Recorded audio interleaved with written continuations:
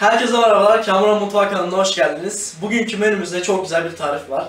Ne var derseniz, başlıkta o görmüş olduğunuz gibi midye kayganası var. Hemen gerekli olan malzemeleri ben size sayayım arkadaşlar. Bir paket midye, karabiber, tuz, maydanoz, 3 tane yumurta. Hemen yapımına geçelim. Evet arkadaşlar, şimdilik midyelerimizi hazır paket midye olduğu için arkadaşlar bunların iç kısmında şöyle yosunu oluyor. Onları güzelce arkadaşlar elimizde bölüyoruz. Şu şekilde ayırıyoruz ve temizlenmiş oluyor içi. Hemen hepsini temizleyip geliyorum. Evet arkadaşlar, güzelce midyelerimi ayıkladım ve yıkadım. Güzelce bir sudan geçirdim yandan, içindeki kirli suyu tekrardan çıksın diye. Şimdi bunu kenara alıyoruz ve maydanozlarımızı ince ince doğramaya geçiyoruz. İlk başta maydanozlarımızın sapını ayırıyoruz. Şöyle. Ve olabildiğince ince bir şekilde hepsini kesiyoruz arkadaşlar.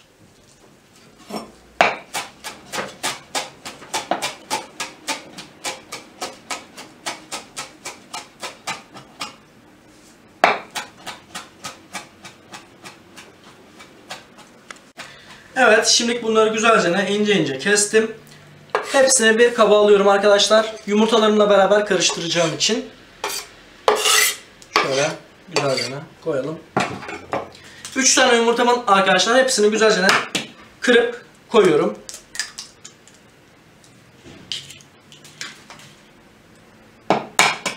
Şöyle.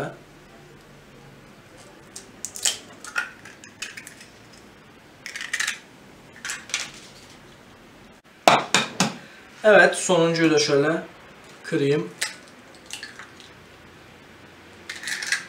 Şimdi arkadaşlar içine tuz ve karabiber atacağız. Çok az bir şey.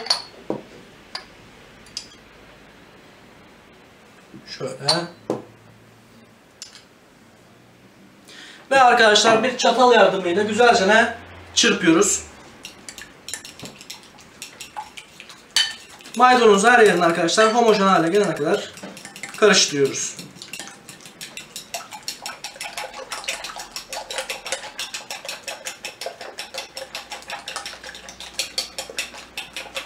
Evet arkadaşlar, güzelce tereyağımızı eritiyoruz.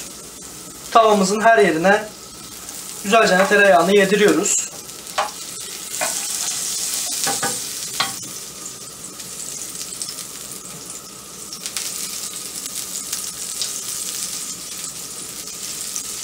Tereyağını arkadaşlar her yerine güzelce yedirdim. Şöyle. Şimdi içine arkadaşlar midyelerimizi atıyoruz. Şöyle göstereyim.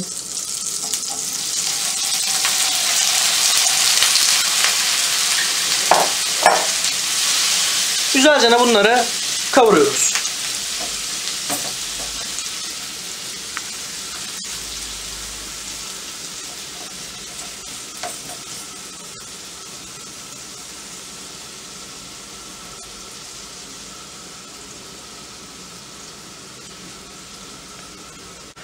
Evet arkadaşlar, şimdilik midyelerimiz gördüğünüz gibi suyunu saldı.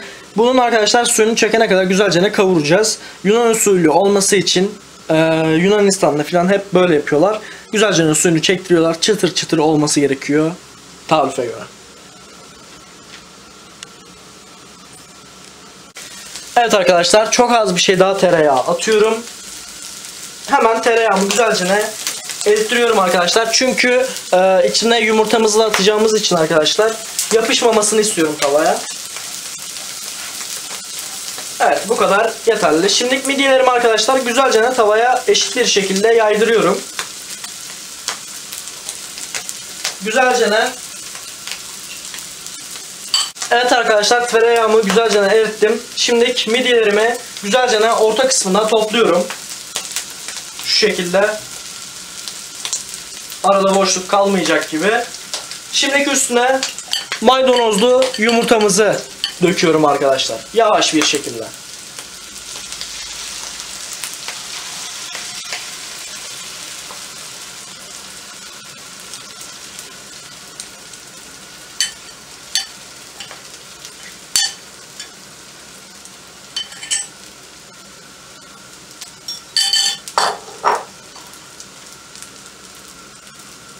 Evet arkadaşlar, şimdilik de arka yüzünü çevireceğim pişmesi için. Hemen başka bir tavayla güzelce çeviriyorum. Uf, çok güzel olmuş. Gerçekten de mükemmel gözüküyor. Şöyle. Çok güzel. Arkadaşlar, üstüne bir avuç kadar kaşar peyniri koyuyorum. Şöyle, bu kadar yeterli olacak.